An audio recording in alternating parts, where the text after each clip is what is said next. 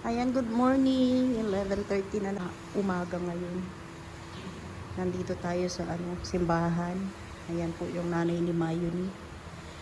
Magpapa-schedule po tayo ng binyag ni Mayuni. No? So ayan po. Aantayin natin at ito po yung kailangan pag nagpapabinyag. Oops. Tapos kailangan umatin ng seminar.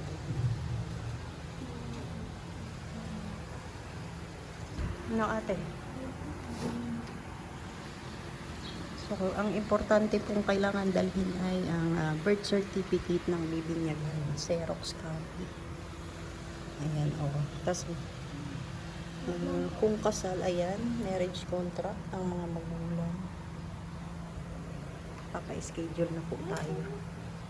Para kay Mayuni, mabibinyagan na si Mayuni. Dito tayo sa office ng simbahan. Bakit ate mali? Ano? Seminar mo na May 9. Oh. Tara na. Okay na. Ka-schedule na.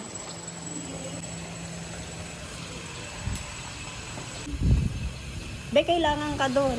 Isang ninong, isang ninang. Siyempre kasama natin si Pure Health at si Mayuni.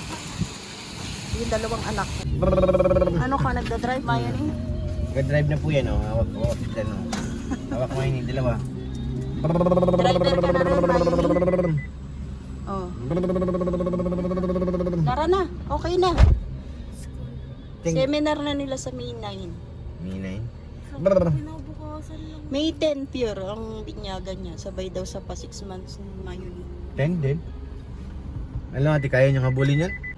Ate, oras ba yun? marami kayong aasikasuhin, ate. Maglilinis tayo dun sa likod, sa Saan ba bahay. sila? Sa likod o sa harap? Kahit saan. Ate, saan ba kayo? Sa likod, sa harap. Anong araw yung 9? Sa mansion ni Mayuni. Kailangan ng tent. Meron kay Mar, kailangan na tent. Saan pwede kayo magtanong ko na lang. Hindi na kayo nanay. Paghahanda sa binyag ni Mayuni. Driver na nga yun, eh. Oh, driver na, drive na. Brum-brum na nga yun, eh. Brum, dalawa kamay. Oh. Kanina pa yung nagka-drive dyan, eh. Oh. Sige, drive na yun, eh. Mayuni! Mabibinyagan ka na, baby. Uy. Good morning po. Ayan, nandito tayo sa labas ng bahay. At naghahanda na po tayo para po sa binyag ni Mayuni. Sobrang init po, alas 9 na.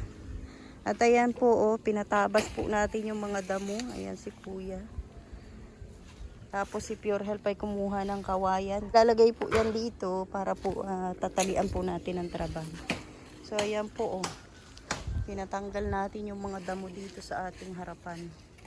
Pati na rin yan sa gilid. Init, sobra.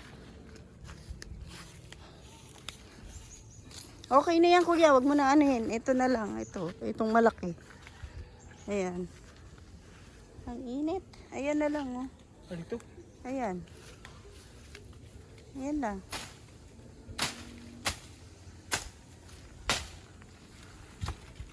Sige.